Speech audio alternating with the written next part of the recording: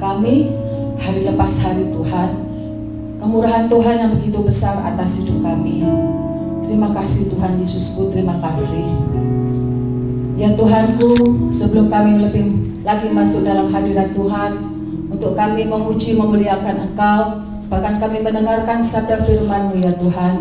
Kiranya terlebih dulu Tuhan Yesus Engkau ampuni Tuhan atas dosa kesalahan kami yang telah kami perbuat sepanjang hari-hari kami Tuhan. Kami sadar dan kami mengerti Tuhan bahwa kami manusia yang tidak lepas dari kesalahan. Mungkin kami sering mendukakan Engkau, menyakiti hati-Mu. Kiranya Tuhan Yesus Engkau ampuni kami, Engkau pulihkan hidup kami Tuhan. Engkau pulihkan lidah bibir kami, pikiran kami, mata telinga kami, untuk kami layak untuk menjadi anak-Mu ya Tuhan Yesus. Terima kasih Tuhan. Terima kasih Yesus, terima kasih. Bapa yang baik, sebentar lagi kami akan memuji Engkau, mengagungkan nama-Mu, bahkan kami rindu untuk lebih dalam masuk dalam hadirat-Mu. Ini kami Tuhan, kami siap memuji menyembah Engkau. Haleluya, haleluya. Mari saudaraku kita pujikan, layaklah segala bangsa. Besar dan ajaib kuasanya Tuhan.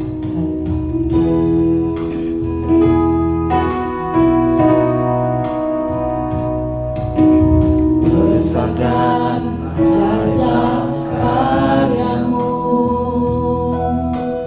adil dan benarlah jalan-Mu, Raja segala bangsa yang Maha Kuasa, mulia nama-Mu. Besar dan ajaiblah karya-Mu, asih dan benarlah jalan-Mu, Raja segala bangsa yang Maha Kuasa, mulia nama-Mu. Layaklah segala bangsa sujud kepada-Mu.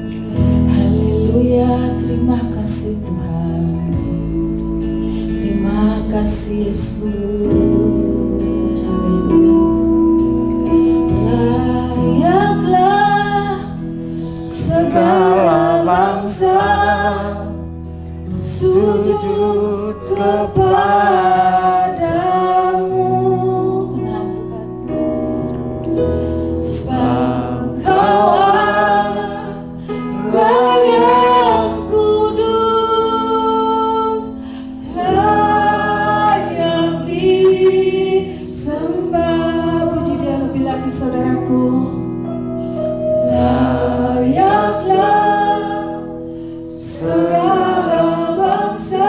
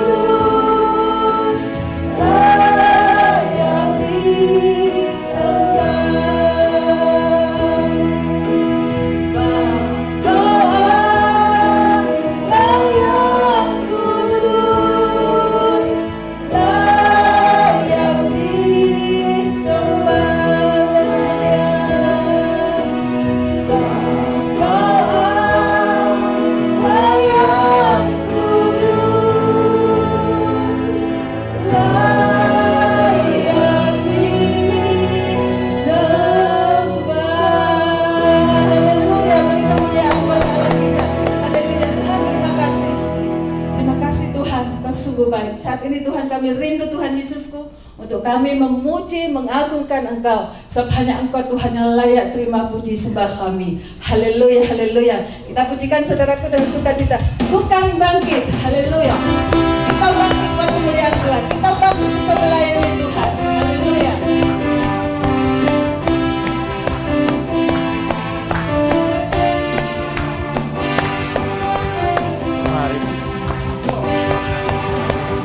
Mari kita semua umat pilihan Allah, dengarlah panggilannya untuk menggenapi firman-Nya. Sekaranglah waktunya untuk berdiri bagi bangsa ini. Mari maju umat pemenang. Mari kita semua.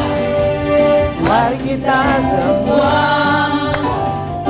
pilihan Allah, dengarlah panggilannya untuk menggenapi firman-Nya. Sekaranglah waktunya untuk berdiri bagi bangsa ini. Mari maju umat pemenang. Bukan bangkit, nyatakan kemuliaan-Nya. Bukan bangkit, nyatakan kebesarannya. Sampai setiap lutut bertelut, semua lidah mengaku Yesus Kristus Dialah Tuhan, Raja segala raja. Dialah Raja. Haleluya.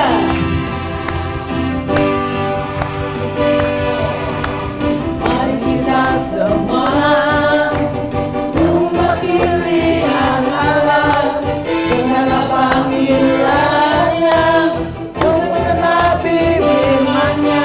Sekaranglah waktunya berdiri bagi bangsa ini. Mari maju umat pemenang.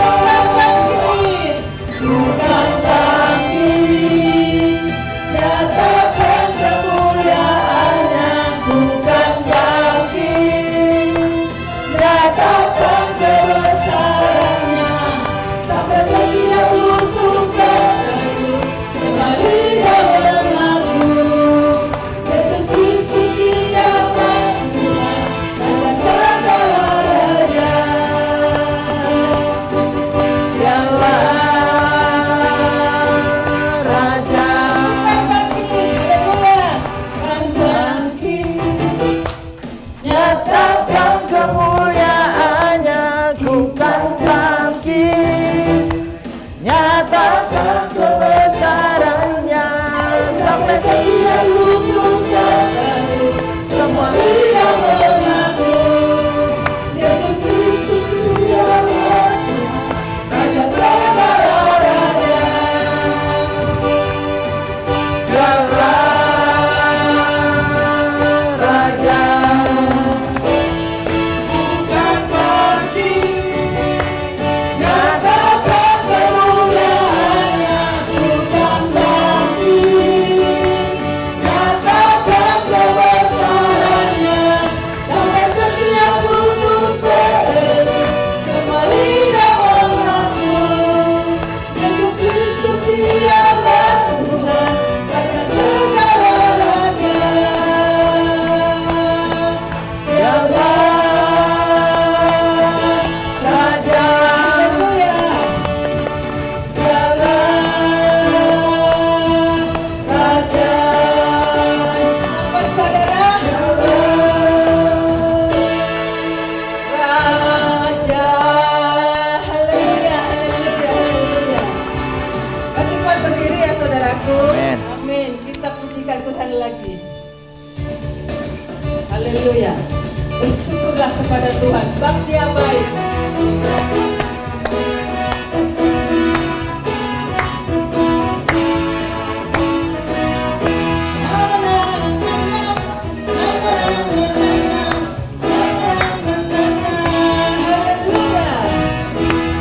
Haleluya, ku memuji-Mu Tuhan, Amin. karena kasih kasih-Mu tak berkesudahan. Biar yang bernapas memuji Sang Raja atas gunung dan di bawah samudra.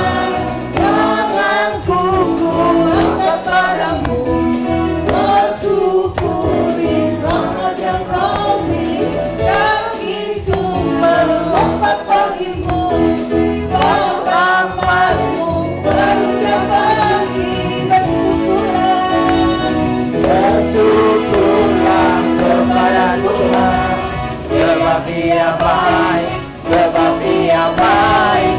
Kawasannya selamanya, kasih setianya, kasih setianya.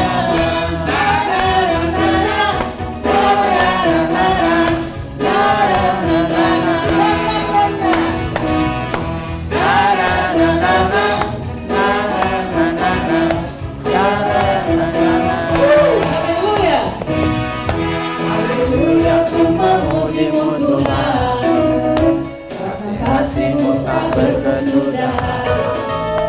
Yang bernafas memuji Sang Raja atas gunung dan di bawah samudra. Tanganku ku angkat padamu, bersyukuri rahmat yang Kau beri. Kakiku melompat bagimu, sebab rahmat-Mu baru setiap hari.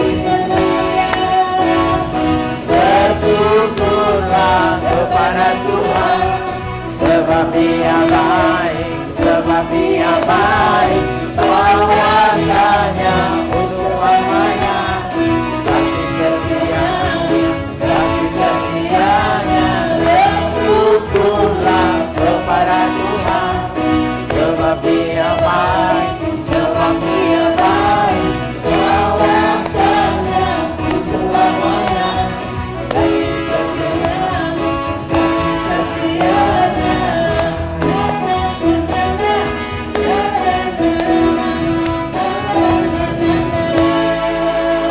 Oh, haleluya, haleluya. Silakan duduk saudaraku.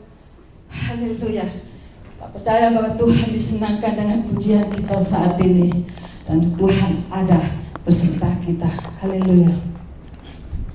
Kita siapkan hati kita, telinga kita, pikiran kita untuk kita siap mendengarkan sabda firman Tuhan yang akan disampaikan oleh hamba-Nya. Haleluya, kita pujikan dengan sayang Tuhan.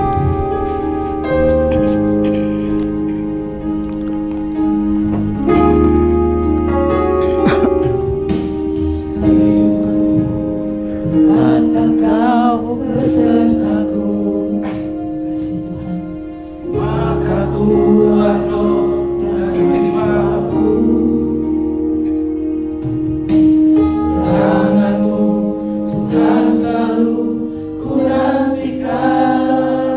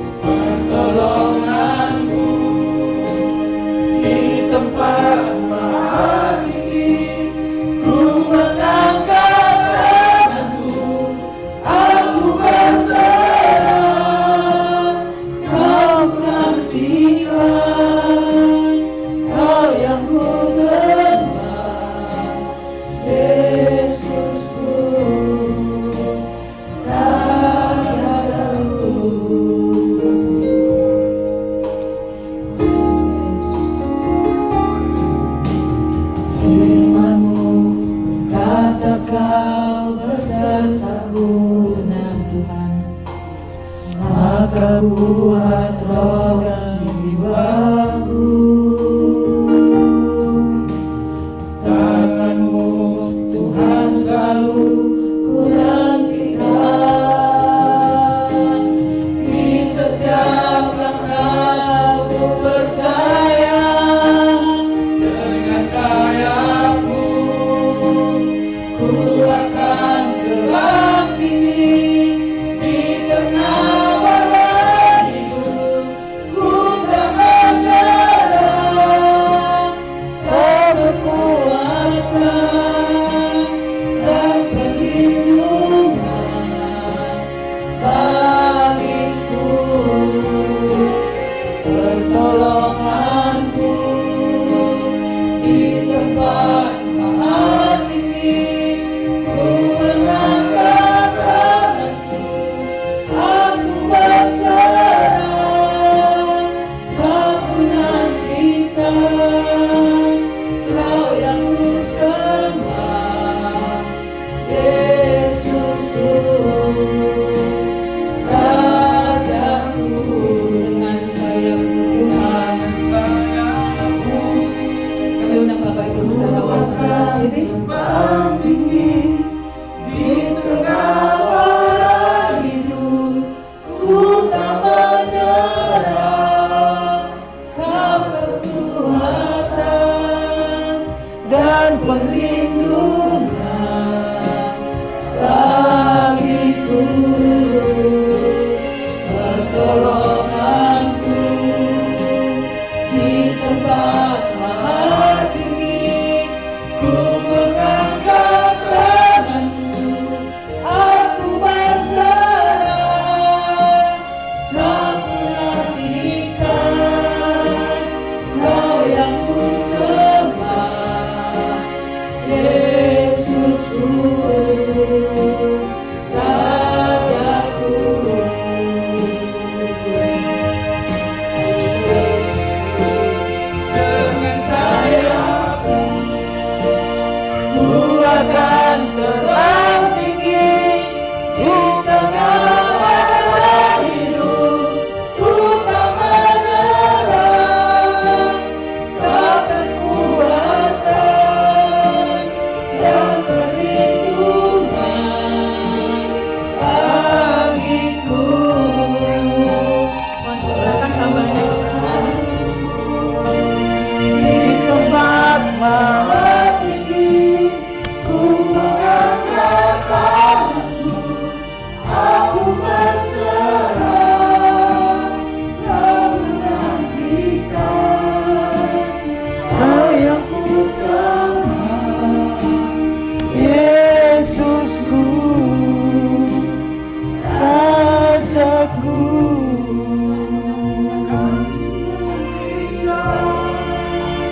Kau yang ku sembah, Yesusku, Rajaku. Bapa Surgawi, kami percaya Engkau bertahta, Engkau bersemayam di atas puji-pujian anak-anak-Mu. Kami percaya Tuhan, Engkau berkenan dengan puji-pujian yang kami naikkan. Dan kami percaya juga Tuhan, saat ini Engkau akan memberkati kami dengan firman-Mu. Persiapkan hati kami menjadi tanah yang gembur, yang siap ditaburi benih kebenaran firman Tuhan. Sehingga firman yang datang Tuhan boleh kami terima sepenuhnya dan menghasilkan buah yang lebat dalam kehidupan kami. Bagi hamba-Mu yang Tuhan pakai untuk menyalurkan kebenaran firman Tuhan, hamba-Mu hanyalah manusia biasa yang penuh dengan kekurangan Tuhan. Tapi biarlah kuat kuasa Roh-Mu yang kudus sendiri berbicara saat ini, sehingga Tuhan apa yang disampaikan benar-benar merupakan kebenaran firman Tuhan, bukan olah pikir manusia secara pribadi, bukan kepandaian manusia, tapi benar-benar Tuhan yang berbicara kepada kami. Sehingga Tuhan, kami yang datang dengan masalah, kami boleh pulang dengan kelepasan. Kami yang datang dengan sakit penyakit, kami boleh disembuhkan. Kami yang datang dengan persoalan hidup yang begitu berat, Tuhan, kami pulang dengan mendapatkan kelegaan yang datang daripada Tuhan sendiri. Terima kasih Tuhan Yesus. Berfirman-Lah ya Tuhan, karena kami siap untuk mendengarkannya. Haleluya. Amin. Shalom Bapak Ibu. Salam. Saat ini kita akan belajar firman Tuhan tentang praise and worship, pujian dan penyembahan. Sebelumnya saya mau cerita sedikit. Tentunya di tempat ini kita datang dari background atau latar belakang gereja yang berbeda-beda. Saya dari kecil dilahirkan di gereja Protestan sampai usia 25 tahunan itu di Protestan. Waktu itu kalau saya dengar puji-pujian yang umum dinyanyikan oleh orang-orang Pentakosta dan orang-orang karismatik, saya akan sedikit risih. Saya bilang, ini lagu apa? Pernah ketika tahun 93, ketika saya nabrak orang dan mati di tempat, anak kecil yang saya tabrak itu, saya di penjara. Di penjara itu kebetulan pelayan Tuhannya itu orang Pentakosta, orang KPDI. Di situ pertama kali dalam hidup saya melihat orang beribadah begitu semangat sampai melompat-lompat, tepuk tangan dan sebagainya. Karena saya orang Protestan, saya bilang ini ibadah kok kayak sekolah minggu ya, kok ada tepuk tangannya. Gitu. Kemudian sampai suatu saat saya sekolah teologi ya, beribadah ke gereja-gereja lain, baru saya mengerti ternyata kalau di gereja Pentakosta, gereja karismatik itu kalau muji Tuhan begitu energi, begitu semangat, beda banget dengan yang di Protestan. Kalau di Protestan itu kalau nyanyi itu santai gitu, kayak himne gitu ya. Menjulang nyata atas bukit kala, pokoknya santai, jarum jatuh pun kedengaran. Tapi kalau di kalangan Pentakosta dan karismatik begitu bersemangat, luar biasa. Bahkan saya waktu itu sempat alergi dengan lagu-lagu baru. Saya kalau dengar lagu baru kayaknya kurang serak. Karena menurut saya lagu yang boleh dipakai di ibadah, ini zaman dulu ya, itu adalah nyanyian Mazmur, itu warnanya coklat. Itu kalau ya bapak-bapak yang zaman-zaman dulu itu pasti ingat itu. NKI, nyanyian kemenangan iman. Ada nyanyian rohani. Ada juga namanya Kidung Jemaat. Ada namanya Nama Yesus Terus Bersuara. Ya, sekitaran itu. Ya. Kemudian suatu saat saya dengar mama saya menyanyi, orang tua saya menyanyi, selalu gembalaku, dan seterusnya lagunya. Saya mulai mikir, apa itu ya? Bapak-bapak yang sudah umur-umur pasti ngerti ya arti kata ya. Selalu. Jadi kalau anak-anak zaman sekarang menyanyi selalu gembalaku, pasti dia nggak ngerti apa itu Ternyata itu bahasa halusnya dia, ya. Selalu dia gembalaku Yesus. Bahkan kalau lihat zaman-zaman dulu Halik, langit dan bumi. Halik itu siapa? Itu kok kayak nama orang Arab. Halik itu artinya pencipta langit dan bumi. Dan masih banyak lagi. Inilah kemudian terjadi ketegangan sedemikian rupa antara gereja-gereja zaman dulu, gereja-gereja Protestan, gereja-gereja Reform dengan gereja-gereja karismatik dan Pentakosta.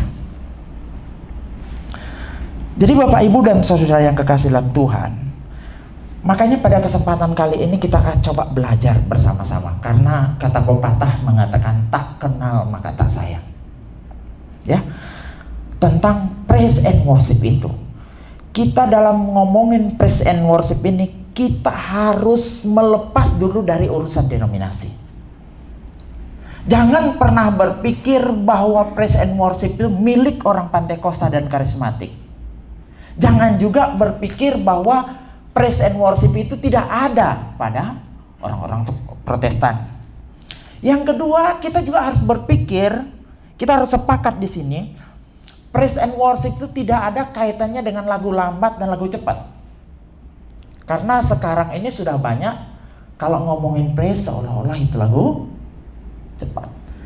Kalau worship itu lagu-lagu lambat. Kita akan benar-benar mencoba menggali apa kata Alkitab tentang praise and worship supaya kita tidak salah paham. Makanya pada kesempatan kali ini kita akan berbicara pertama tentang arti pujian dan penyembahan. Ya. Dalam bahasa Ibrani paling banyak ini, kalau Bapak Ibu memperhatikan nanti, kata Tuhan memberkati manusia, memberkati itu menggunakan kata barak. Tuhan memberkati Abraham, kata memberkati situ menggunakan barak.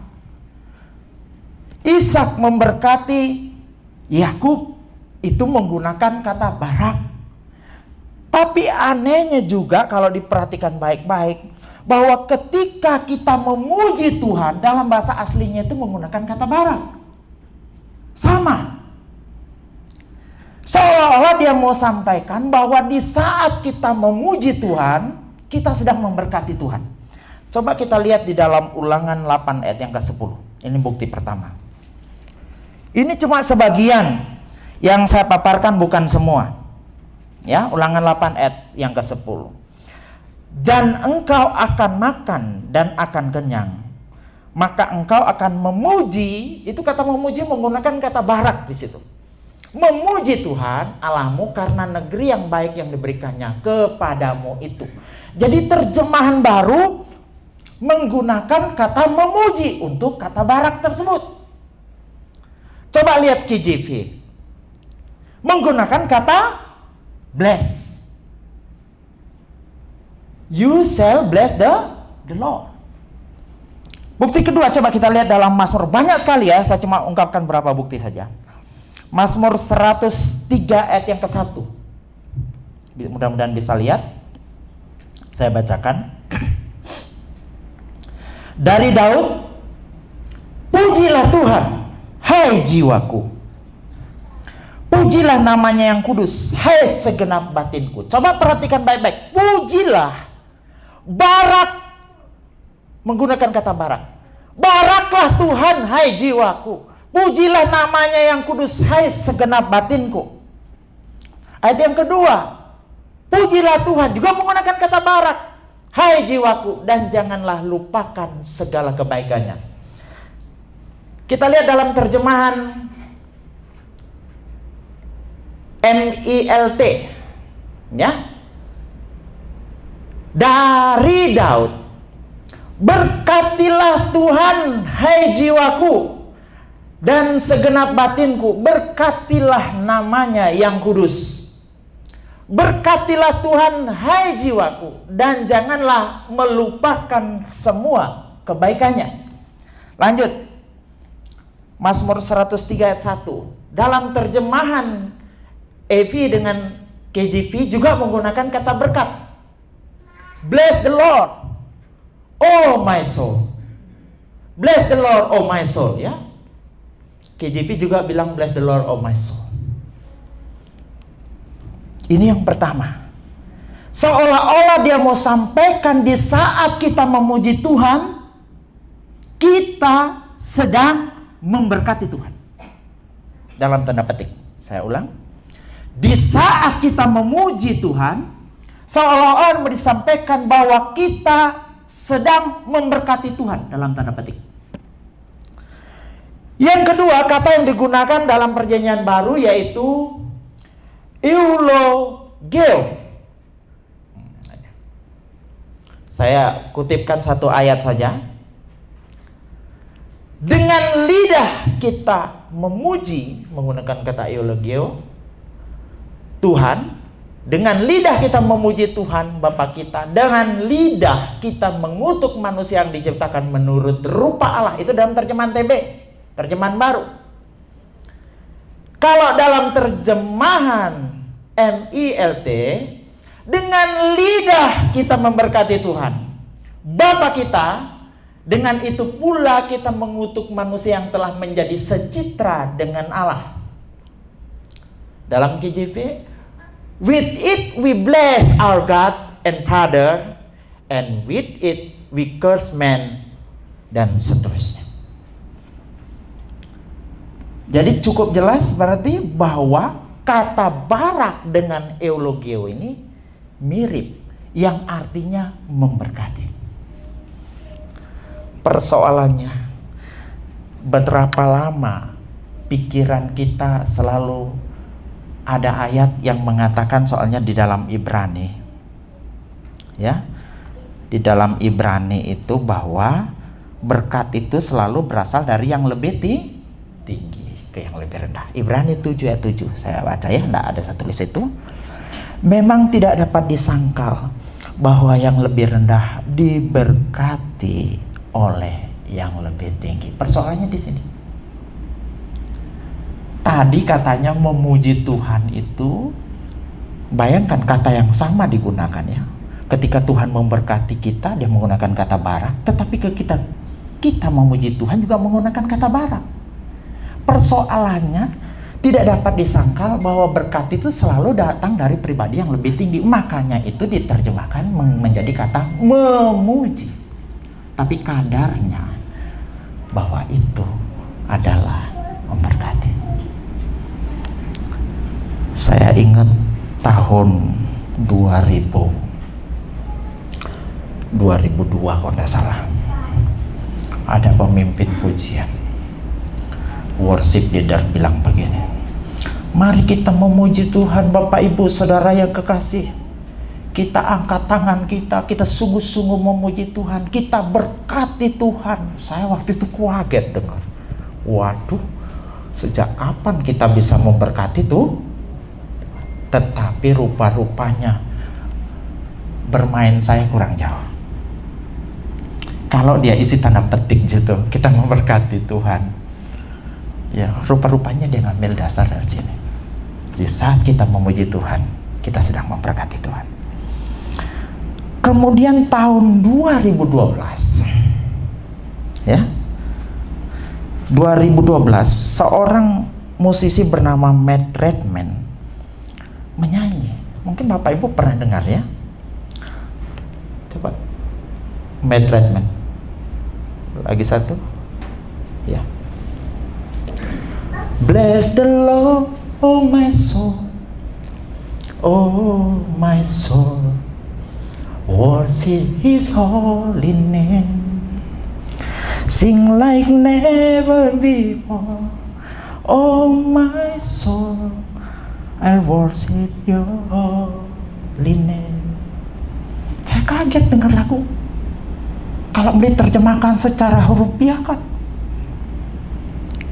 berkati Tuhan, ya kan? Lagi saya berpikir, ini ada apa? Ajaran dari mana? Yang nulis lagu ini orang model apa? Kok bisa memberkati Tuhan?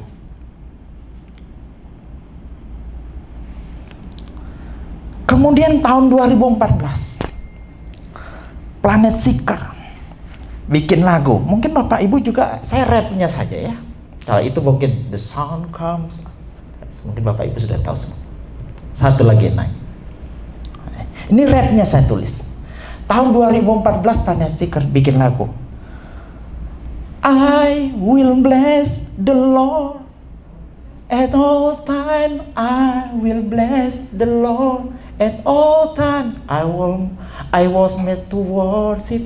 I was made to bless your name. Dan seterusnya. Ditarik sendiri. Jadi kembali lagi pikiran ini seperti, kok bisa kita akan memberkati Tuhan? saya pada akhirnya menarik sebuah kesimpulan. Walaupun itu diterjemahkan, kita akan memuji Tuhan, tapi sebenarnya yang mau disampaikan oleh firman Tuhan, di saat kita memuji Tuhan, mengagungkan Dia, meninggikan Dia, kita sedang memberkati Tuhan. Amin. Walaupun kemudian diterjemahkan dengan pertimbangan Ibrani 7 ayat 7 menjadi kata memuji Tuhan. Yang selanjutnya kata yang digunakan, yang pertama tadi barak, yang kedua eulogio, yang ketiga itu halal. Nah, halal itu dalam bahasa Ibrani. Jadi ada huruf H2, ada lamet 1 di situ. Saya baca. Lalu para peniup nafiri dan para penyanyi itu serentak memperdengarkan paduan suaranya untuk menyanyikan puji-pujian dan syukur kepada Tuhan. Mereka menyaringkan suara dengan nafiri, ceracap, dan alat-alat musik sambil memuji. Ya. Kata memuji di situ, memuji Tuhan, menggunakan kata halal. Sambil memuji Tuhan dengan ucapan, sebab ia baik, bahwasanya untuk selama-lamanya kasih setianya. Pada ketika itu rumah itu, yakni rumah Tuhan itu dipenuhi awan. Ini banyak, ini menceritakan tentang pentabisan bait Allah. Ketika mereka sedang menyanyi, sebab ia baik, bahwasanya untuk selamanya kasih setianya. Dengan sungguh-sungguh mereka menyanyi dengan alat musik yang mereka punya. Diceritakan di situ dalam 2 Tawarik, turunlah Tuhan dalam rupa awan. Ini awan sering dibilang sebagai awan kemuliaan. Ya. Nah, kata memuji di situ menggunakan kata halal, tidak menggunakan kata barak. Nah, dari kata halal inilah muncul kata haleluya.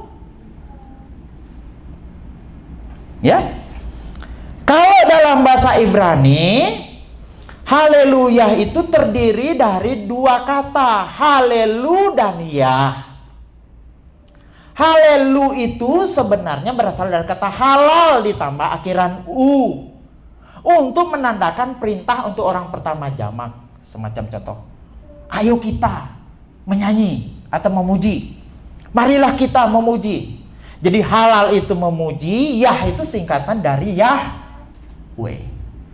Jadi haleluya itu adalah sebuah ajakan, marilah kita puji Tuhan.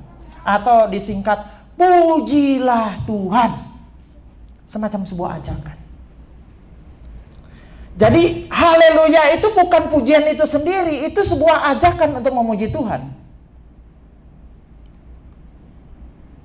Ini supaya kita paham pelan-pelan, makanya kita. Nah, Bapak Ibu, saya perlu jelaskan sedikit. Kata ya, kata haleluya tadi itu terdiri dari 2 huruf H dan 1 huruf lamet. Nah, huruf H itu dulu itu adalah gambarnya itu. Ini Bu Dokter yang paham huruf-huruf yang model-model gambar. Itu kalau dalam huruf-huruf Cina memang model-model hurufnya kayak huruf gambar-gambar begitu. Nah, dalam orang Ibrani juga huruf H itu seperti orang laki-laki sedang menengadah ke langit. Model hurufnya. Sedangkan huruf lamet itu seperti tongkat gembala yang fungsinya mengarahkan gembala ke jalan yang benar, ke arah yang benar.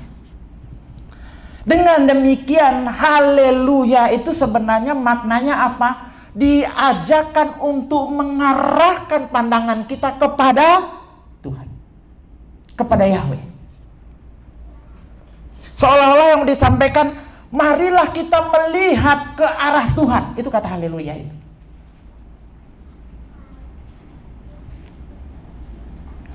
Jadi dengan demikian, pertama tadi kita mendapatkan bahwa makna daripada kata memuji itu adalah kita sedang memberkati Tuhan. Yang kedua, semacam ajakan di mana kita diajak untuk melihat ke arah Tuhan. Makanya di saat kita memuji Tuhan, arah hati kita itu hanya tertuju kepada Dia. Tidak perlu lagi toleh kanan kiri, ya kan? Itulah makna dari kata pujian. Nah, selanjutnya, dengan demikian ada seorang teolog yang menyimpulkan tentang pujian itu sebagai ekspresi manusia berupa ungkapan hati kepada Allah sebagai respon terhadap perbuatannya dan atas pribadi Allah sendiri. Maka pujian sejati lahir dari hati dan mengalir dari hati kita ketika kita melihat keindahan Tuhan dan ketika kita melihat atau mengalami perbuatan Tuhan. Bapak Ibu pernah dengar lagu Dancing my soul, my Savior God today, ya? Maka jiwaku pun memujimu, sungguh besar Kau Allahku. Maka jiwaku pun memujimu, sungguh besar Kau Allahku. Itu dikarang oleh Karl Borber. Sebenarnya pertama dalam bentuk puisi ketika dia pulang pelayanan. Ketika dia pulang pelayanan, dia melihat petir guruh sedemikian rupa. Setelah itu dia masuk ke dalam rumahnya. Tiba-tiba dia buka jendela, cuaca menjadi terang. Karena dia tinggal di dekat pelabuhan, dia lihat begitu langit yang terang benderang. Kemudian dia tuangkan dalam bentuk puisi dan menjadi sebuah lagu. Walaupun kemudian orang-orang karismatik menerjemahkan dengan terjemahan yang agak beda. Kami memuji kebesaran-Mu, ajaib Tuhan, ya. Kalau lihat teks aslinya lebih cocok kayaknya maka jiwaku pun memuji-Mu. Itu lebih pas, lebih letterlek kayaknya terjemahan. Jadi kalau mau dilihat di sini, penulis melihat bait pertama dan kedua. Bait pertamanya kan begini, bila ku lihat bintang gemerlapan dan bunyi guru riuh ku dengar, ya Tuhanku tak putus aku heran melihat ciptaan-Mu yang besar. Bait pertama dan kedua merupakan syukur atas ciptaan Tuhan. Bait ketiga merupakan syukur atas karya penebusan Kristus. Bait terakhir merupakan syukur atas kemuliaan Tuhan dalam kedatangannya yang kedua kali. Lihat, lagu-lagunya luar biasa dalam maknanya. Jadi jangan juga nanti setelah kita nyanyi lagu baru melulu kita lupa lagu lama yang penuh makna yang begitu dalam.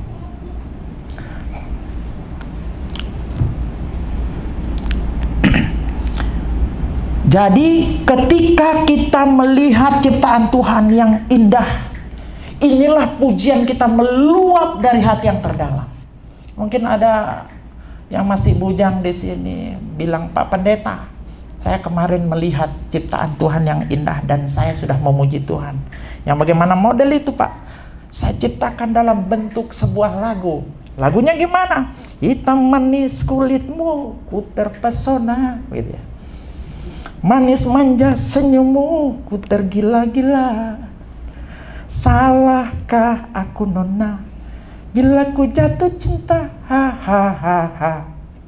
Pandang pertama saat berjumpa di Danau Toba. Wah, ini banyak senyum-senyum, banyak yang tahu ini. Oh, iya, memang itu indah. Tapi apakah keindahan itu tertuju kepada Tuhan? Yang disebut pujian itu kalau kita melihat sesuatu yang indah, yang kita puji itu adalah Tuhan. Jangan kau besok itu dinyanyikan di gereja. Mari Bapak Ibu kita memuji, nyanyian untuk Tuhan, Pariban dari Jakarta. Jadi sudah gak pas ya. Yang kedua, yang selanjutnya yang kita membahas adalah kata worship, penyembahan. Kata penyembahan dalam perjanjian lama dalam bahasa Ibrani menggunakan kata siasas, ya, sacah, menyembah atau sujud atau tunduk. Saya tidak bahas lebih dalam masalah itu. Saya lebih tertarik membahasnya dari sisi bahasa Yunani. Dalam bahasa Yunani menggunakan kata proskuneo. Nah, ini yang bagus banget ini, makna yang dibalik proskuneo ini. Ini penyembahan itu adalah sikap seperti anjing yang datang kepada tuannya dan menjilat tangan tuannya. Siapa yang punya anjing di sini? Pernah lihat anjing kalau datang kepada tuannya, ekornya goyang-goyang dari jauh, dia senyum mesam-mesam kanan kiri, kemudian dia mulai jilat-jilat? Seperti itulah gambaran kata proskuneo di sini. Aduh, Bapak Ibu, saya bayangkan ya, senengnya kalau punya anjing, kita datang dari mana itu, tiba-tiba dia datang menyambut dengan gayanya sendiri, dengan sambutannya, ada sedikit melolongnya, ada sedikit melompat-lompatnya, ada sedikit menciumnya, ada sedikit menggigitnya, macam-macam. Dan hati ini begitu bahagia. Gambaran selanjutnya adalah seperti sambutan seorang anak kecil kepada bapaknya yang baru datang. Papa, dia peluk, dia cium, itulah kata proskuneo. Jadi di saat kita menyembah Tuhan, yang seolah-olah Tuhan menyampaikan di sini melalui firman-Nya adalah bagaimana kita menyambut Dia seperti anjing kecil yang datang menjilat kepada tuannya. Yang kedua, seperti anak kecil yang datang memeluk bapaknya dan mencium bapaknya, itulah kata proskuneo di situ. Betapa senangnya Tuhan kalau begitu. Sedangkan kita punya anak kecil aja di rumah, Bapak Ibu, Saudara dan saya punya anak-anak di rumah, dia datang nyambut kita, senang, betul? Apalagi Bapak kita di surga, ketika kita datang dengan pelukan dan kasih sayang dan ciuman. Itulah makna di dalam kata menyembah. Jadi saya belum berbicara apakah penyembahan itu adalah oh haleluya Tuhan, apakah itu? Belum, saya tidak berbicara di situ ya. Kita berbicara makna penyembahan dari mana sikap hati yang betul-betul merindukan Bapa kita. Kita datang dengan mencium dan memeluk Dia.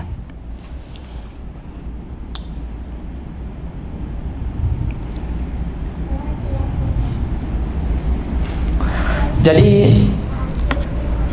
Cebron dengan skon apa ini? Mata saya mulai rabun ini. Skon Wesia, dia bilang begini, bagi orang Yunani kata kerja ini merupakan istilah teknis untuk pemujaan terhadap dewa, yang berarti tersungkur, menaklukkan diri, memuja dengan berlutut. Selain sikap luar menaklukkan diri dalam penyembahan, proskuneo dapat menunjukkan sikap batin yang sesuai dengan penghormatan dan merendahkan diri. Yang selanjutnya yang kita bahas, yang poin yang kedua, yaitu mengapa kita memuji dan menyembah Tuhan. Yang pertama, karena Dia layak dipuji dan disembah. Wahyu 4 ayat yang ke-11. Ya Tuhan dan Allah kami, Engkau layak menerima puji-pujian dan hormat dan kuasa, sebab Engkau telah menciptakan segala sesuatu, dan oleh karena kehendak-Mu semuanya itu ada dan diciptakan. Karena hanya Dia memang yang layak dipuji dan disembah. Yang kedua, karena kita diciptakan memang untuk memuji menyembah Tuhan. Yesaya 43:7, semua orang yang disebutkan dengan namaku yang kuciptakan untuk kemuliaanku, yang kubentuk dan yang kujadikan. Yesaya 43:21, umat yang telah kubentuk bagiku akan memberitakan kemasyuranku. Mungkin ada yang kurang paham dengan Yesaya 43:21, kita buka dalam terjemahan bahasa Indonesia sehari-hari. Bisa satu lagi? Oh belum, naik ke atas. Tidak ada berarti ya, saya bacakan. Merekalah bangsa yang kubentuk bagi diriku agar dapat mewartakan pujian bagiku. Singkatnya begini, tujuan kita diciptakan adalah untuk memuji Dia. Singkatnya, pernah dengar kata dosa? Dosa itu banyak definisinya dalam bahasa Yunani saja ini. Ada adikia, anomia, ada hamartia. Nah, hamartia ini itu gambaran, artinya tidak mengenai sasaran. Seperti anak panah yang ditembakkan misalnya. Saya mau menembak Ibu Yuni, tahu-tahu kena misalnya Pak Martin. Ketika anak panah itu yang targetnya menembak Bu Yuni misalnya mengenai Pak Martin, itulah yang disebut dengan hamartia. Tidak mengenai sasaran, tidak mencapai sasaran. Sasaran Tuhan, target Tuhan, tujuan Tuhan membentuk kita, menjadikan kita, menciptakan kita adalah untuk memuji, menyembah Dia. Ketika kita tidak memuji dan menyembah Dia, kita keluar dari sasaran Tuhan. Kita keluar dari target Tuhan. Itu yang dimaksud dengan kata hamartia. Makanya saudara yang kekasih dalam Tuhan, tugas kita di muka bumi ini, tujuan kita dibentuk olehnya adalah supaya kita memuji Dia dan menyembah Dia. Selanjutnya yang ketiga, ekspresi pujian dan penyembahan. Yang pertama, Mazmur 69 ayat 31 bilang begini, aku akan memuji-muji nama Allah dengan nyanyian, mengagungkan Dia dengan nyanyian syukur. Dengannya memuji bisa juga dengan nyanyian. Aku memuji-muji nama Allah dengan nyanyian. Jadi jangan heran orang Kristen kalau di gereja selalu pasti identik dengan menyanyi. Karena itu adalah salah satu ekspresi, salah satu bentuk pujian dan penyembahan itu. Yang kedua adalah mengangkat tangan. Coba kita lihat. Demikianlah aku mau memuji Engkau seumur hidupku dan menaikkan tanganku demi namamu. Menaikkan tangan ini kalau dalam terjemahan lain MILT, demikianlah aku memujimu, ya. Selama aku hidup, aku mengangkat tanganku dalam namamu. Nah, jadi yang ngangkat tangan itu bukan cuma hak orang karismatik dengan orang Pentakosta ya, Pentakosta.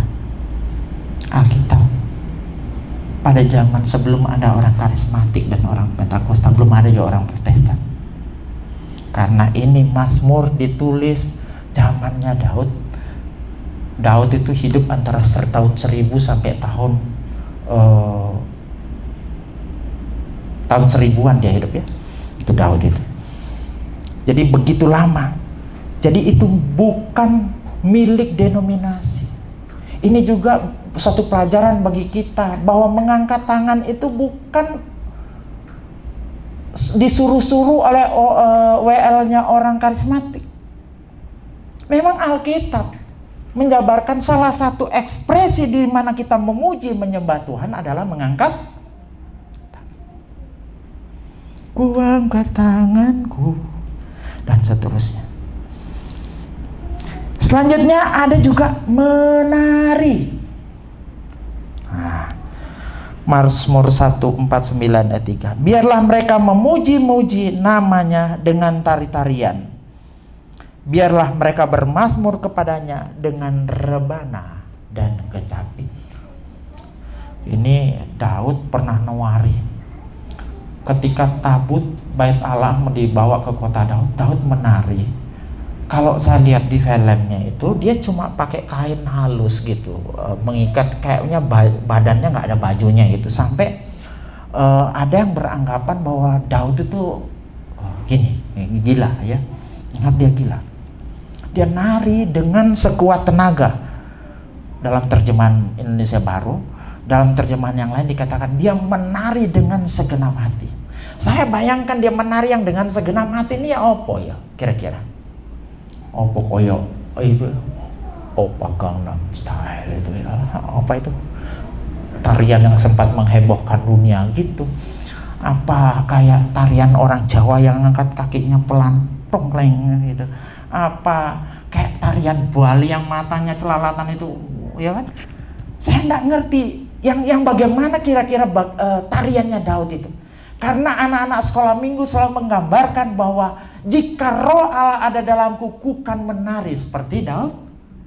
Ya, cuma masalahnya kita nggak punya video yang asli. Bagaimana Daud itu menari pada zaman dulu.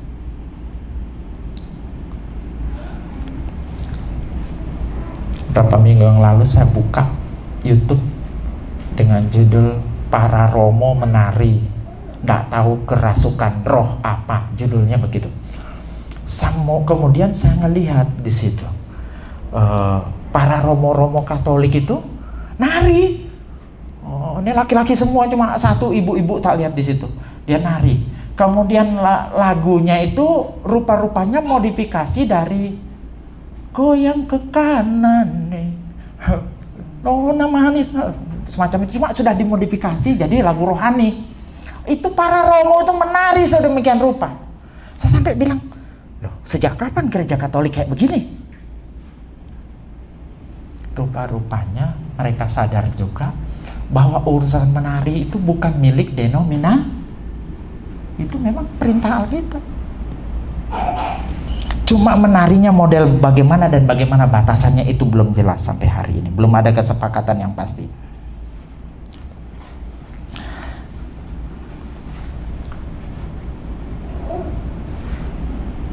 Kemudian memainkan alat musik. Mazmur 149 ayat 3. Biarlah mereka memuji-mujinya dengan tari-tarian. Biarlah bermazmur kepadanya dengan rebana dan kecapi. Artinya zaman dulu pun kalau memang piano sudah ada, sudah disuruh barangkali. Gitar yang ada mungkin waktu itu rebana dan kecapi. Atau drum atau gitar bass dan sebagainya mungkin sudah disuruh pakai. Jadi pakai alat musik juga sah. Tidak ada masalah. Selanjutnya bersorak. Mazmur 32 ayat 11. Bersukacitalah dengan Tuhan dan bersorak-soraklah hai orang benar.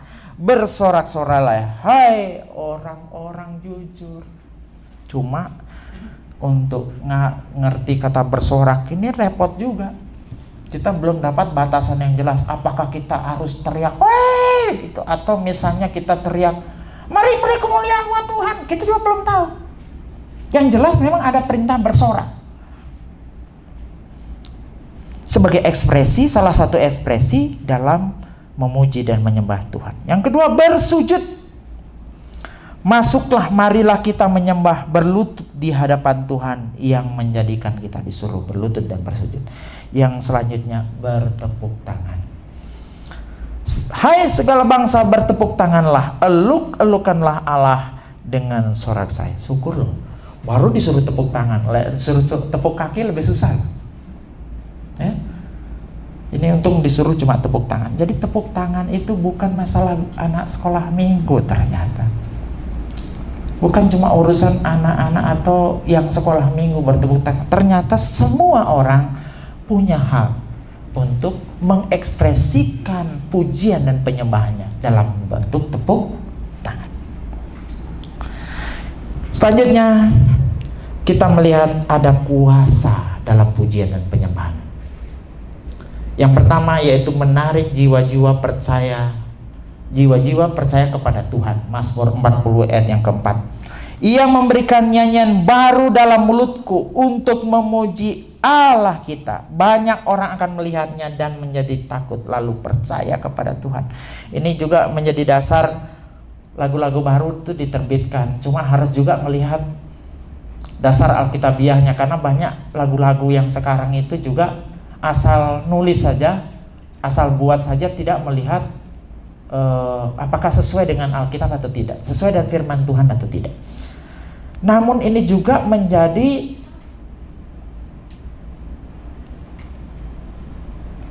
pemahaman yang baru buat kita yang dari gereja-gereja lama. Artinya ternyata lagu baru itu tidak berarti tidak boleh. Ya, kan sering seperti saya bilang pengalaman saya dulu kalau dengar lagu baru saya agak anti gitu. Saya sukanya lagu-lagu lawas. Sampai kemudian mengalami perubahan, sekarang dua-dua saya suka. Lagu lama saya suka, lagu baru saya suka. Lagu lama ya jangan dibuang begitu saja. Mungkin banyak hal-hal yang terdapat dalam lagu yang lama itu mungkin kita tidak bisa mengerti sebagai orang-orang modern. Ya nyanyikan saja, dicari tahu, kan ada Mbah Google sekarang. Apa sih arti apa sih arti menjulang nyata di atas bukit kala itu, apa sih maknanya? Bertolak ke laut yang dalam itu apa? Saya melihat lagu-lagu zaman dulu itu banyak nuansa puitis. Enggak rupiah letter terang benderang begitu dia lewat. Harus dimengerti secara mendalam baru kita bisa paham makna daripada lagu-lagu yang lama itu.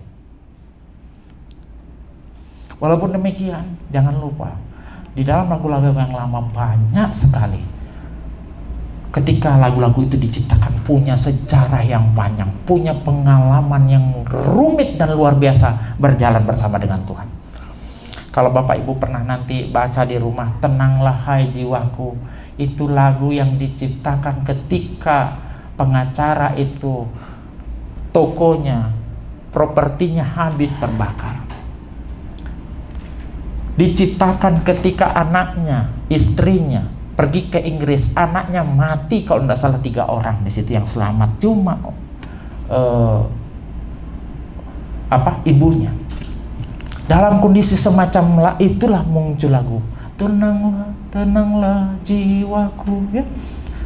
Itu nanti cari tahu sendiri. Banyak lagu-lagu yang lama itu betul-betul punya pengalaman khusus ketika hendak diciptakan, bukan asal enak didengar semacam itu. Nah, jadi lagu-lagu itu di saat kita memuji dan menyembah Tuhan sungguh-sungguh itu bisa menarik jiwa-jiwa percaya kepada Tuhan. Ini dibuktikan dengan ketika Paulus dan Silas di Filipi. Ketika dia di penjara, ini terjadi tabrakan kepentingan di Filipi. Usahanya tukang sihir dan orang-orang yang penipu-penipu di Filipi itu menjadi hilang ketika Paulus datang ke sana. Singkat cerita, mereka yang menghasut supaya Paulus dan Silas ini dipenjarakan karena merusak mata pencarian mereka. Paulus dan Silas dipenjara, dipasung, ya, kayak zaman sekarang mungkin diborgol gitu. Ketika dipasung, apa yang terjadi? Mereka menyanyi. Ketika mereka menyanyi terjadi gempa bumi yang luar biasa. Terlepaslah, terbuka pintu-pintu penjara. Pintu-pintu penjara terbuka. Pasungan mereka terbuka. Kepala penjara Filipi datang, hendak bunuh diri, tetapi Paulus menghentikan. Singkat cerita, kepala penjara Filipi menjadi orang percaya. Jadi jangan main-main dengan kuasa pujian dan penyembahan. Di baliknya ada power yang luar biasa. Saya punya anak-anak, selalu saya ingatkan kalau nelpon, nak, jangan pernah bermain ya nak, kalau ibadah, ya, engkau menyanyilah dengan sungguh-sungguh. Ketika engkau menyembah Tuhan, sembahlah Dia dengan sungguh-sungguh.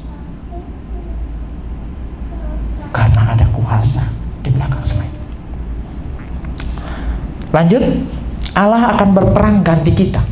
Ini terjadi dalam 2 Tawarik 20 ayat 21 sampai 22, nanti baca sendiri di rumah.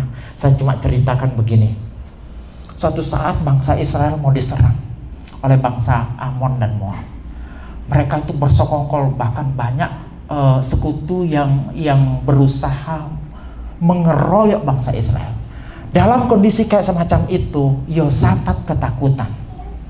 Tapi kemudian Yosafat imannya bangkit. Kemudian singkat cerita, ketika mau terjadi perperangan yang terjadi, mereka hanya memuji-muji Tuhan, menyembah Tuhan. Singkat cerita, terjadi hal yang aneh, di mana musuh itu bertempur dengan musuh. Mereka tidak bertempur, mereka hanya mengambil jarahan. Dari sini kita belajar bahwa puji-pujian dan penyembahan itu luar biasa. Karena ternyata melalui pujian dan penyembahan Allah berperang bagi kita. Saya tidak tahu apa masalah kita hari ini. Bisa jadi masalah kita bukan seperti Yosafat. Bisa jadi masalah kita masalah kerjaan, ekonomi, ya, bisnis kita lagi seret, tantangan kita begitu banyak. Kenapa? Sekarang ini banyak orang bergelimpangan. Saya lihat di Mangga 2 toko-toko tutup semua, kalah saing, nggak tahu kemana orang berbelanja. Yang jelas banyak toko-toko ditutup. Kita seperti tidak berdaya. Tapi pujian dan penyembahan itu punya power. Dan Allah akan menggantikan kita ngurusi bisnis kita, sehingga pada akhirnya bisnis kita menemukan solusi yang baik. Ramai mulai kembali karena Tuhan bisa campur tangan melalui pujian dan penyembahan. Makanya setiap sore mulai diajar di rumah tangga itu menyanyi, muji nyembah Tuhan.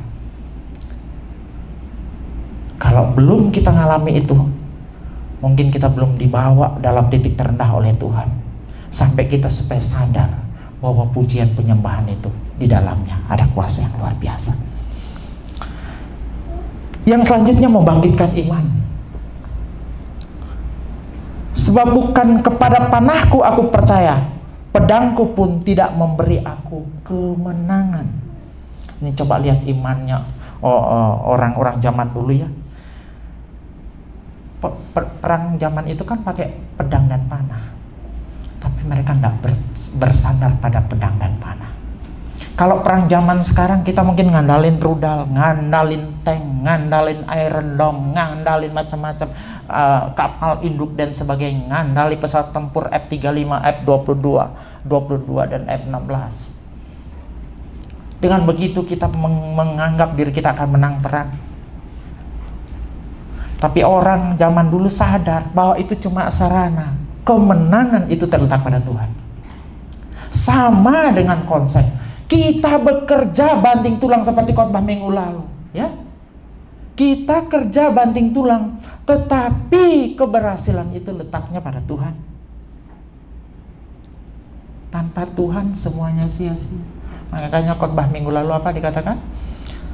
Di saat engkau kerja mencari nafkah bersama Tuhan, engkau diberkati saat engkau tidur, tapi juga bisa diberkati dengan engkau bisa tidur. Ingat khotbah minggu lalu? Engkau bisa diberkati saat engkau tidur, tapi engkau juga bisa diberkati dengan engkau bisa tidur. Karena banyak orang sekarang tidak bisa tidur, dan tidur itu adalah berkat.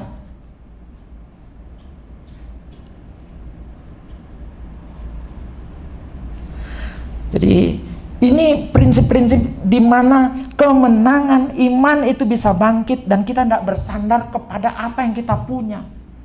Walah, saya punya senjata begini kok, walaupun diserang nanti saya nggak akan bisa. Oh, saya ke sana, jangan khawatir. Saya sudah tinggal di mobil di anti peluru, belum tentu. Banyak cara. Kalau waktu ini mungkin Bapak Ibu kalau saya cerita, saya di sana nggak berani pasang tulisan. Saya suruh anak buah saya itu kalau rumah-rumahnya jangan ditulis rumah ketua RT, rumah ketua RW, rumah kepala dusun, jangan pernah ada tulisan begitu, karena lurah kepala desa itu adalah target. Kami itu namanya togut, ya. Jadi target mereka untuk dibunuh karena dianggap sekongkol dan memberikan informasi tentang keberadaan mereka.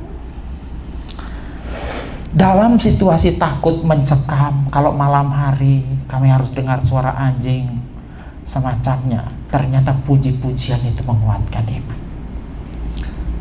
Kanan kiriku ada Tuhan, sekelilingku ada Tuhan. Pernah juga saking takutnya, ya, pernah nggak punya bayangan kalau masa tua, nanti kalau sudah tua gimana saya? Takut. Anak-anak saya sudah kawin semua, dibawa suaminya, gimana saya punya nasib? Pernah nggak terbesit ketakutan semacam itu? Kemudian sebuah lagu mengingatkan, menguatkan iman. Sampai masa tuamu, aku Yesus tetap dia. Dan sampai masa putih rambutmu, aku menggendong kamu. Nah, ada perasaan takut semacam itu. Tapi nyanyian itu, pujian itu bisa menguatkan iman kita, membuat kita teguh tetap dalam Tuhan.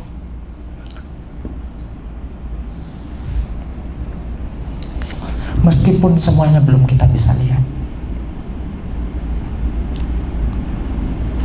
Bapak Ibu sudah berapa lama bergereja, ada yang punya persoalan seperti seolah-olah Tuhan diam. Tuhan, di mana sih Engkau? Saya sudah bertobat, saya sudah berusaha membenahi diri. Kenapa Tuhan seolah-olah diam saja dan tidak mengadakan sebuah perubahan? Saya mau gambarkan, Bapak Ibu, perubahan hari itu terjadi jam berapa? Jam 12 malam. Ketika dia pindah ke hari yang baru, karena kita selalu berpikir hari yang baru adalah hari yang cerah, hari yang indah, pasti begitu kan? Ketika dia pindah ke hari yang baru, sudah indah kah? Belum, masih gelap ya. Sampai berapa jam kemudian, 6 jam kemudian, perubahan sudah terjadi, cuma belum terlihat. Ini cuma masalah waktu. Makanya ketika kita punya masalah, lakukan pujian penyembahan kepada Tuhan dan Tuhan akan memberikan solusi. Mungkin belum kita bisa lihat, tapi yakinlah perubahan itu telah dan sedang terjadi. Tinggal masalah waktu, paginya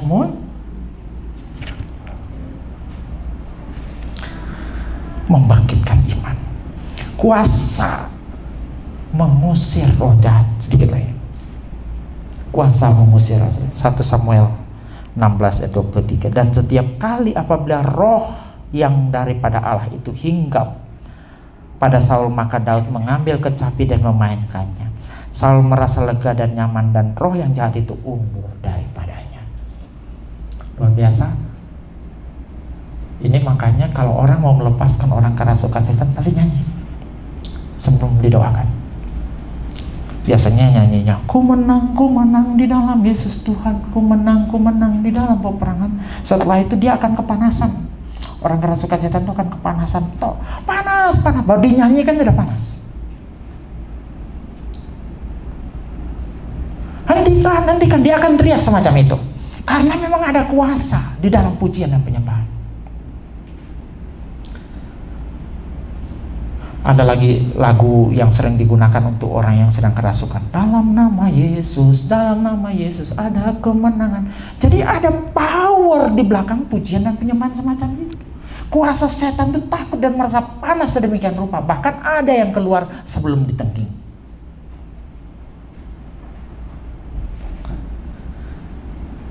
Yang kelima, yang terakhir, mengundang hadirat Allah. Ini ceritanya ketika bait Allah ditabiskan. Orang Israel berkumpul memuji Tuhan. Seluruh pemain musik terlibat, seluruh pemimpin pujian terlibat, singer terlibat. Dengan sungguh-sungguh mereka memuji Tuhan. Dan tiba-tiba ketika ibadah, yang terjadi adalah turun awan. Awan sedemikian rupa turun yang menggambarkan kehadiran Tuhan. Mungkin ada yang tanya, Pak Pendeta, bukankah Tuhan itu omnipresent, hadir di mana-mana? Iya. Ada ayatnya juga, di mana 2-3 orang berkumpul dalam namaku, aku hadir. Pertanyaannya, Tuhan tuh omnipresent, Tuhan tuh hadir di mana-mana. Bahkan dia bisa hadir di kamar mandi. Dia hadir di kloset, bisa hadir di diskotik, karena dia maha ada. Tapi persoalannya di sini hadir dalam konteks ngapain? Tapi ketika kita memuji menyembah Tuhan, karena Tuhan yang kita sembah, waktu kita menaikkan puji-pujian buat dia, Dia bersemayam, dia tinggal, dia bertahta di atas puji-pujian kita. Dia hadir dalam konteks bersekutu dengan anak-anaknya. Ada yang bilang, alah, yang penting kan 2-3 orangnya. Jangan lupa ada kata dalam namaku. Itu melibatkan kesungguhan kita memuji menyembah Tuhan untuk menghadirkan Tuhan dalam konteks bersekutu dengan kita. Ada memang. Paling kalau dia ada, kalau kita memuji dan menyembah Tuhan tidak sungguh-sungguh, dia datang sih. Dia lihat, apaan tuh ya? Kok kayak bermain gitu ya? Ya kan? Tetapi dalam konteks bersekutu, itu di saat kita menaikkan pujian yang keluar dari hati yang terdalam, dipanjatkan sungguh-sungguh, seperti seekor anjing yang mau menjilat tangan tuannya. Itu Allah hadir di situ. Jadi Bapak Ibu, hadirat Tuhan datang ketika kita sungguh-sungguh memuji menyembah Tuhan. Pujian penyembahan itu adalah satu cara kita memberkati Tuhan, cara kita mengarahkan mata kita kepada Tuhan. Itulah kata haleluya dan barak tadi. Jadi mudah-mudahan dengan kita memahami daripada pujian penyembahannya ke depan, kita tidak lagi mengotak-ngotakkan diri kita. Oh, saya dari golongan ini, saya dari golongan itu. Yang jelas menurut Alkitab, pujian penyembahan seperti yang kita bicarakan saat ini. Tuhan memberkati. Mari kita tundukkan kepala kita dan kita akan menerima dan kita akan berdoa. Bapak sekali, banyak hal tentang pujian penyembahan yang belum kami bisa bahas. Tapi apa yang kami terima saat ini, biarlah menjadi bekal bagi kami untuk menjadi pribadi yang senantiasa memuji, menyembah dan menyembah Engkau. Kami ingin Tuhan, Engkau senantiasa hadir dalam setiap puji-pujian kami. Engkau bersemayam, Engkau tinggal di situ. Kami rindu juga mengalami di saat kami memuji dan menyembah Tuhan, awan kemuliaan itu turun atas kami sebagai pertanda bahwa Tuhan berkenan di atas puji-pujian anak-anaknya. Jika sekian lama kami memuji Engkau hanya dengan mulut kami, ampuni kami Tuhan. Kami memuji Engkau dengan mulut kami, tapi kami tidak memuji Engkau dengan hati kami. Kami memuji Engkau dengan bibir kami, tapi hati kami jauh daripada. Ampuni kami. Oleh saat ini kami akan ambil komitmen menjadi pribadi yang memuji-muji Tuhan senantiasa dan menyembah Tuhan senantiasa dalam hidup kami. Hamba-Mu telah selesai berbicara, menteriakan firman ini dalam hati setiap kami yang mendengar maupun yang berbicara, sehingga Tuhan akan bertumbuh dan berbuah dan menghasilkan buah-buah sesuai dengan kehendak dan kemauan Tuhan. Terima kasih Tuhan, dalam nama Yesus kami sudah berdoa dan bersyukur. Amin. Silakan jika ada yang mau ditanyakan. Ya, silakan. Kapan pakai barak, kapan pakai halal dalam perjanjian lama? Hampir rata-rata. Cuma sedikit saja yang pakai halal. Kalau mau dihitung dari segi jumlah, kebanyakan pakai barak.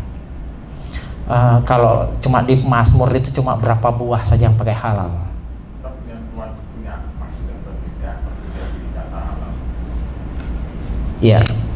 Memang kalau kata halal itu lebih tidak sedalam barak itu maknanya gitu ya. Barak itu memang mempunyai makna yang jauh lebih dalam daripada halal gitu. Jadi intinya dalam Alkitab Perjanjian Lama yang paling banyak digunakan itu baraknya daripada halalnya. Cuma memang kalau mau diteliti secara etimologi, kata barak itu lebih mendalam makna yang dikandung di dalamnya daripada sekedar kata halal itu. Kalau halal itu memang memuji saja ya. Ya, muji saja. Tapi kalau barak ini memang menyembah lebih dalam kandungan makna yang di dalam, lebih luas dan lebih dalam. Gitu. Ya. Dari bapak-bapak yang lain ada yang mau ditanyakan? Ya. Ini kebiasaan pribadi saya ya. Iya. Kalau mau doa itu kan memang saya paling tak ada satu alat pujian itu Tuhan. Soalnya saya sendiri kalau nggak muji dulu tuh rasanya saya belum connect gitu loh sama Tuhan. Jadi kalau sudah connect baru saya ngomong bahwa saya apa gitu. Itu yang penting. Kata haleluya ya. Tadi kan Bapak bilang itu artinya ajakan. Iya. Ajakan untuk memuji Tuhan. Nah, saat saya berdoa sendiri, ini doa sendiri. Ya kan doa saya kan tadi menyembah Tuhan. Kalau menyembah Tuhan berarti saya tidak perlu mengatakan haleluya karena di sekitar saya nggak ada orang lain. Kan cuma saya pribadi gitu kan. Kan haleluya berarti kan saya seakan-akan ngomong pujilah Tuhan, pujilah Tuhan. Saya ngajak Tuhan gitu. Ya. Atau gimana? Ya. Tapi Daud juga ngomong kepada dirinya kok, pujilah Tuhan ya jiwaku. Ya, jadi dia ngajak dirinya, dia nyuruh jiwanya. Si Daud ini suka sekali menggunakan kata yang begitu. Jadi, hai jiwaku, ngapa engkau tertekan dalam diriku? Dia sering ngomong begitu. Jadi dia seperti mengajak, pujilah Tuhan hai jiwaku. Dia ngajak dirinya. Jadi tidak masalah juga gitu. Walaupun itu kata ajakan, tapi tidak masalah juga kita ngajak diri kita, ngajak jiwa kita, ya. Tidak ada masalah. Ada yang lain mungkin? Tadi yang tentang itu loh, tadi praise the Lord and bless the Lord. Kalau saya lihat dalam bahasa Inggris praise the Lord, pujilah Tuhan. Kalau bless the Lord itu mempunyai mirip seperti mengakui kebesaran Allah itu sumber daripada semua kebesaran. Jadi bukan memberkati Allah. Tahu saya? Iya, betul. Mengakui bahwa Allah itu sumber berkat, sumber kebaikan, sumber segalanya. Itu bless the Lord. Jadi, Betul. Bless the Lord, aku memuji. Jadi bukan, sorry ya, enggak. Ya. Jadi saya cuma menggunakan kata barak tadi ya. Jadi kalau misalnya suatu kata yang sama, lari, ya, atau supaya gampang kata cinta. Nah, lucunya kata cinta dalam bahasa Indonesia itu kan banyak. Kalau dalam bahasa Inggris love misalnya, kita cinta sama anjing ya love dalam bahasa Inggris, betul nggak? Cinta sama kucing ya love. Cinta sama hobi ya love, tapi kalau dalam bahasa Indonesia kan beda-beda. Cinta mungkin hanya untuk kepada pasangan kita. Yang lain saya suka, saya. Tetapi dalam bahasa Ibrani ini lucunya, mana mungkin istilah yang sama digunakan sama persis, barak, tetapi maknanya kemudian diartikan berbeda. Rupa-rupanya pengertian berbeda itu sangat dipengaruhi oleh Ibrani 7:7 tadi. Jadi karena pada prinsipnya berkat itu mengalir dari tempat yang lebih tinggi ke yang lebih rendah, kemudian supaya lebih enak kedengarannya, sinkron kedengarannya, maka hampir rata-rata kata barak diterjemahkan menjadi kata praise. Ya, bisa nangkep. Dan menjadi kata praise. Padahal katanya itu sama persis, tidak ada bedanya. Saya beri contoh. Kata makan dalam bahasa Indonesia kan tidak ada gender ya. Dia tidak pakai gender, tidak pakai bentuk waktu. Kalau kita mau makan kemarin atau besok sama saja katanya tetap makan. Kata makan yang sama ini lucunya ketika ditujukan kepada si A diterjemahkan berbeda. Kan begitu.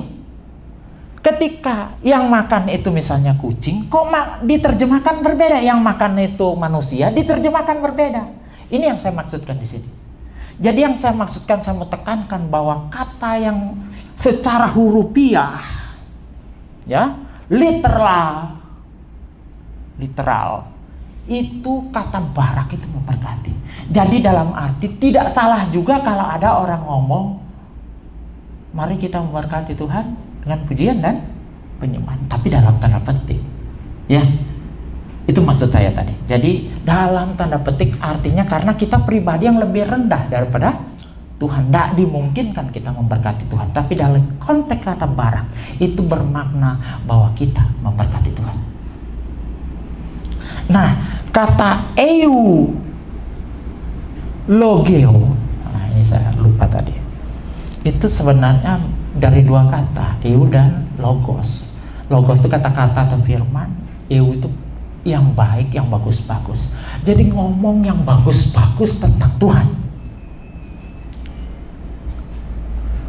Nah, ngomong yang bagus-bagus itu bahasa lainnya apa ya? Berkat. Betul? Iya, memuji. Bahasa lainnya ngomong yang bagus-bagus tentang sesuatu, tentang Tuhan, berkat. Mana ada berkat yang jelek-jelek? Semoga kamu mati kok. Nggak ada kan? Semoga kamu umur panjang, semoga kamu. Itu kan ngomong yang bagus-bagus. Bahasa lain dari eulogio adalah berkat. Dan pada akhirnya, karena bahasa itu sifatnya berkembang, berjalan, jangan lupa, ini bahasa tua, ya. Ini yang ditulis dalam Mazmur, dalam Alkitab ini bahasa sudah lama. Data bangsa Inggris sudah ada atau belum? Ya. Jadi kemudian ini karena bahasa itu selalu berkembang, mengalami perubahan makna. Zaman dulu, kalau ngomong yang bagus itu wanita, menteri peranan wanita. Tiba-tiba sekarang berubah, menteri pemberdayaan perempuan. Zaman dulu perempuan tidak bagus kedengaran, wanita yang bagus. Sekarang wanita yang kurang bagus, perempuan yang lebih bagus. Banyak kata-kata yang begitu, yang artinya setiap saat mengalami perubahan makna. Nah, untuk itulah makanya di dalam bahasa Inggris, karena bahasa Inggris lebih mudah adanya, kemudian seperti beradaptasi untuk memahami kata barak ini supaya lebih pas dengan pemahaman orang-orang zaman sekarang. Bisa nangkep ya? Lebih pas. Jadi kalau seperti saya bilang tadi, zaman dulu selalu gembalaku, orang zaman sekarang nggak mau, dia nggak ngerti, dia dimodif lah bahasanya supaya lebih halus kedengaran. Kalau zaman orang-orang zaman dulu ndak kasar loh ngomong kamu itu, betul nggak Pak Dokter ya, betul nggak ya? Kalau kamu gini, zaman dulu jarang orang ngomong itu. Iya, kamu misalnya. Tapi orang Inggris tidak, karena untuk Tuhan pun you, untuk siapapun you, untuk bapaknya pun you, gitu. Jadi seperti nggak ada. Dan inilah yang terjadi gesekan pada zaman sekarang, sehingga menjadi tidak pantas atau pantas kedengaran karena masalah perkembangan. Jadi secara hurufiah, secara letterlek, kata barak itu memberkati. Walaupun di telinga kita pada orang zaman sekarang tidak pas kedengaran. Ini maksud saya ya. Semacam tidak pas kedengaran karena tidak sesuai dengan budaya kita. Kata barak itu pada bahasa Ibrani modern sekarang masih dipakai. Nah, apa udah berubah arti juga? Kalau untuk sementara ini Pak Dokter, kalau dari, karena Alkitab kita yang kita terjemahkan dalam bahasa Indonesia ini rupa-rupanya dari Targum diambil. Jadi bahasa Ibrani dulu, waktu terjadi pembuangan ke Asyur, setelah itu pulang balik lagi, orang-orang Israel itu sudah tidak bisa berbicara bahasa Ibrani rata-rata. Makanya Esra dan Nehemia menerjemahkan Alkitab Perjanjian Lama Tanakh itu ke dalam bahasa Aram. Terjemahan ke dalam bahasa Aram inilah dipakai Targum. Bahkan pada zaman Yesus, Alkitab yang dipakai oleh Tuhan Yesus atau misalnya Paulus itu menurut para ahli terindikasi bahwa dia memakai Targum. Ya. Jadi yang terjemahan ke dalam bahasa Aram. Jadi Yesus tuh bercakap-cakap ngomong sehari-hari dengan murid-muridnya, ngajar itu pakai bahasa Aram, bukan pakai bahasa Ibrani. Jadi kalau zaman sekarang pun saya belum meneliti secara khusus apakah kemudian orang-orang rabi-rabi Yahudi itu menerjemahkan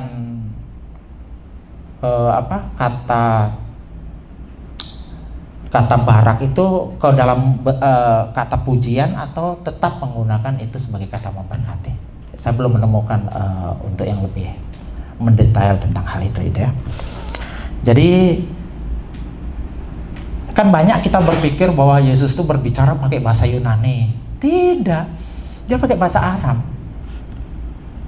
Cuma Alkitab yang ditulis oleh murid-murid Tuhan Yesus dan penulis-penulis Alkitab itu menggunakan bahasa Yunani karena zaman itu ada 4 bahasa yang beredar.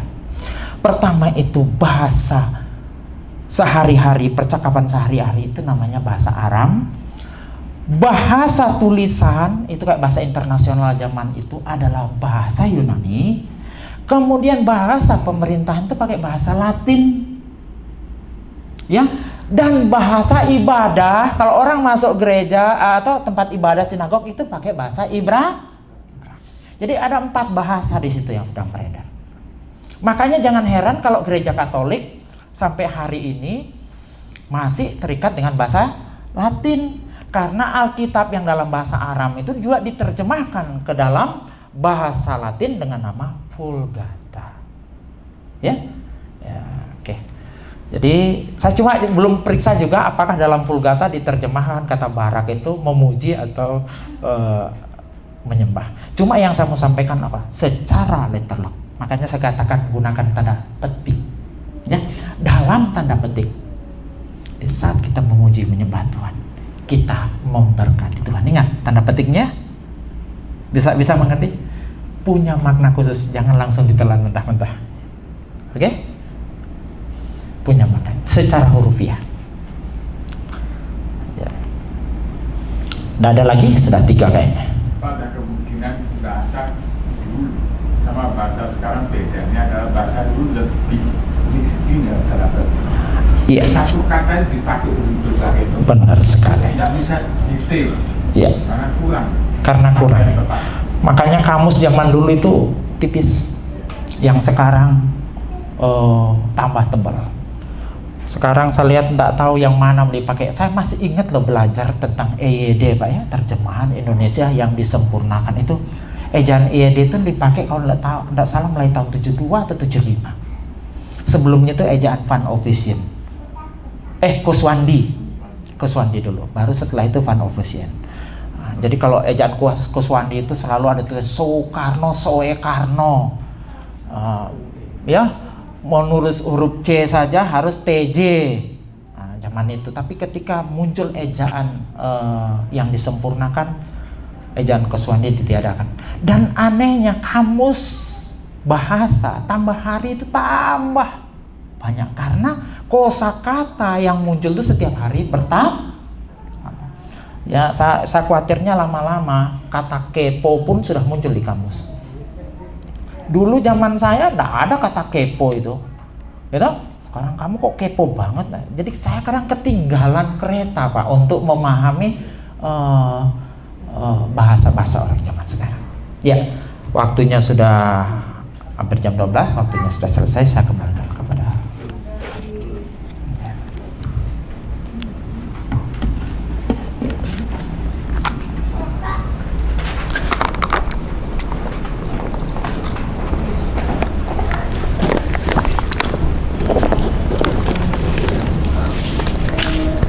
Tuhan, kita sudah mendengarkan firman Tuhan pada siang hari ini yang sudah disampaikan hambanya. Terus terang saya juga diberkati dengan firman Tuhan siang hari ini karena sedikit bukan kesaksian. Saya sebelumnya kan bukan anak Tuhan, saya dari Muslim. Nah, Tuhan panggil saya secara ajaib itu lewat pujian. Saat saya dengar dengan siapakah aku ini Tuhan, jadi biji matamu. Dari itu saya itu, air mata saya itu nggak tertahan. Dari itu saya lebih lewat mama mertua saya, lewat suami saya lebih banyak bertanya. Disitulah akhirnya saya terima Tuhan secara pribadi. Haleluya. Terima kasih Pak Ketua, Tuhan berkati keluarga, kesehatan dan pelayanan lebih lagi. Haleluya. Kami undang Bapak Ibu Saudara untuk berdiri, kita akan melafalkan pengakuan iman rasuli.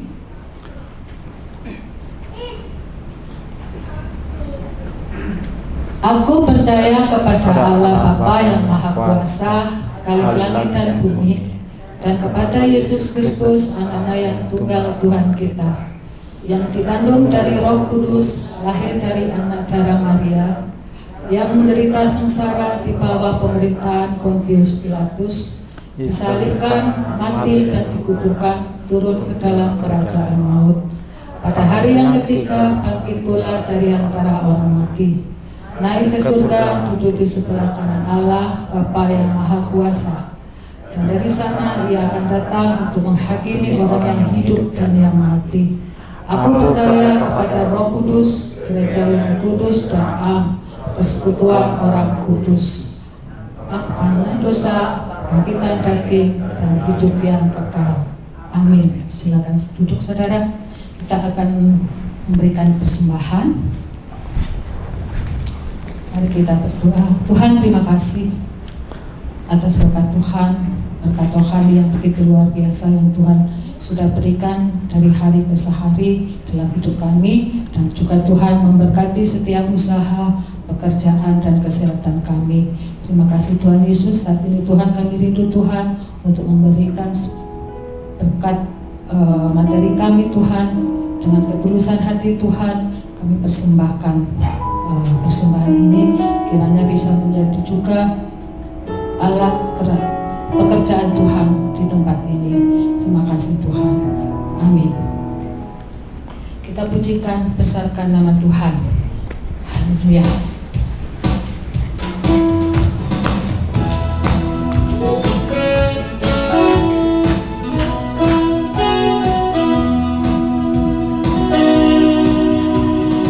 Besarkan nama Tuhan, pujilah Dia.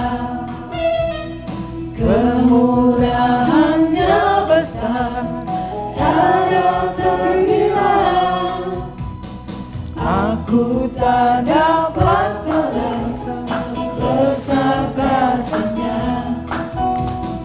Oh, besarkanlah namanya. Tuhan yang ajaib, Tuhan yang besar, Tuhan yang menolong hidupku.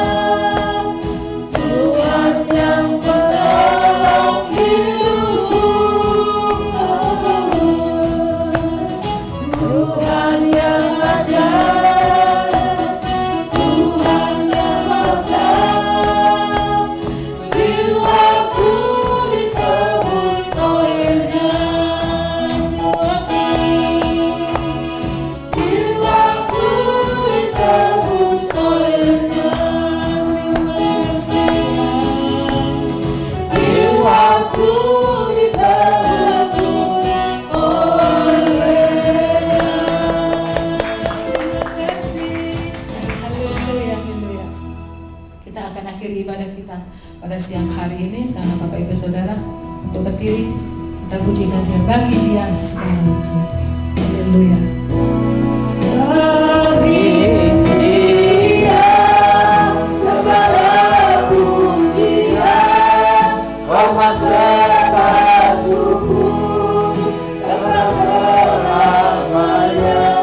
Bagi Dia segala pujian, hormat serta syukur selama-lamanya. Bagi Dia segala pujian, hormat serta syukur kekal selamanya. Bagi Dia segala pujian, hormat serta syukur selama-lamanya. Bagi Dia segala pujian, hormat serta syukur kekal selamanya. Bagi Dia segala pujian, hormat serta syukur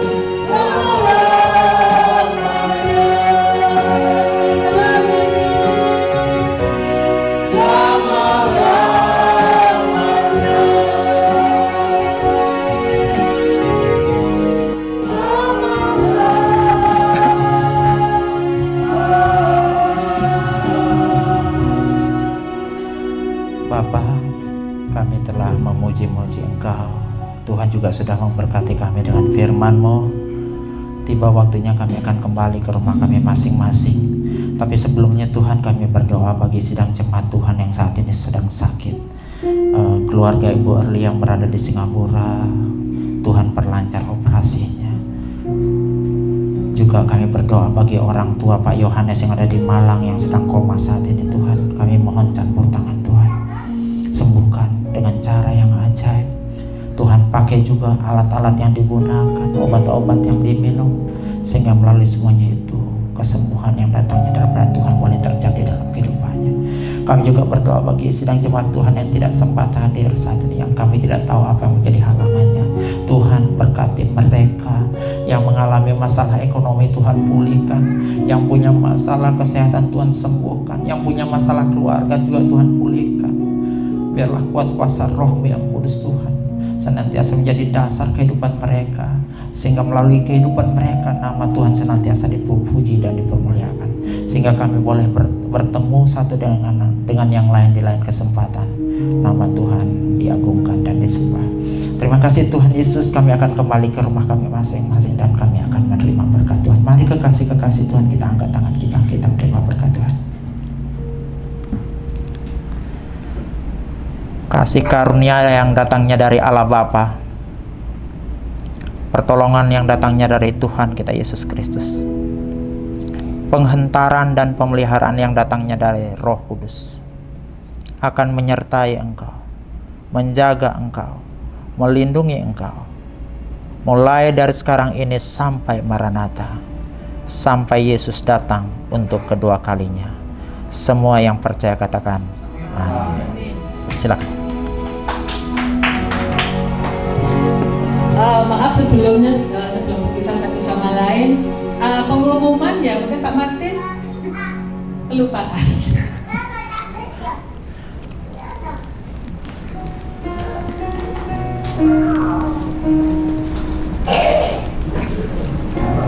Ya, shalom. Ya, puji Tuhan, kita sudah sangat diberkati dengan firman Tuhan yang telah disampaikan oleh hambanya Bapak Pendeta Ketut Sunalis. Tuhan Yesus memberkati. Kami juga mengucapkan terima kasih kepada jemaat terkasih yang sudah hadir dan bersekutu bersama kami di kebaktian hari ini. Kami mengharapkan kehadiran Bapak Ibu Saudara di kebaktian-kebaktian yang akan datang. Kemudian untuk pengumuman 1 minggu ke depan, Komsel Val berjalan seperti biasa. Komsel diadakan setiap hari Kamis pada pukul 6 petang yang bertempatkan di Jalan Basuki Rahmat nomor 86 di dealer mobil Wuling Bless. Bagi Bapak Ibu Saudara yang rindu bersekutu dan belajar firman Tuhan lebih dalam, mari bersama-sama bergabung kami di dalam Komsel Val tersebut. Kemudian bagi jemaat Tuhan yang saat ini mungkin sedang di dalam pergumulan atau mungkin ada yang sedang sakit dan rindu topangan doa dari kami, pelayanan doa dari kami, dapat menghubungi kami selepas kebaktian ini selesai. Sekian pengumuman dari saya, berharap jemaat Tuhan tetap jaga kesehatan dan kita berjumpa lagi di minggu yang akan datang. Terima kasih, Tuhan Yesus memberkati. Shalom. Salam. Selamat hari Minggu, Tuhan Yesus memberkati.